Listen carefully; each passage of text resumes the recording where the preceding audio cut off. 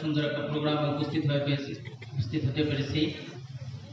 যেহেতু সময় কম, আমি সংক্ষিপ্ত কথা বলবো।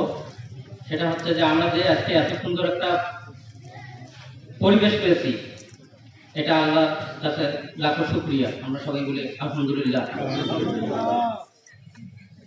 আমরা সবসময় ইসলামের পথে থাকবো। বাংলাদেশ জামাতে ইসলাম একটা সুশৃঙ্খল দল, ন্যায় প্রতিষ্ঠা করার দল, ইনসাফ ভিত্তিক রাষ্ট্র প্রতিষ্ঠা করার দল। আমরা যদি এই দলের সঙ্গে থাকি, দুনিয়া এবং আখেরাত দুটাই আমাদের জন্য কল্যাণকর হবে। আমরা কোনো চাঁদাবাজি, ধর্ষণ, অন্যায় কাজের সাথে এই দল কখনো জড়িত ছিল না, ভবিষ্যতেও থাকবে না। আমাদের এটা নৈতিক দায়িত্ব হবে, আমাদের বিবেক যেন আমরা বিক্রি করি না দিই। সামনে নির্বাচন আসতেছে, নির্বাচনের সময় অনেক টাকা খেলা হবে।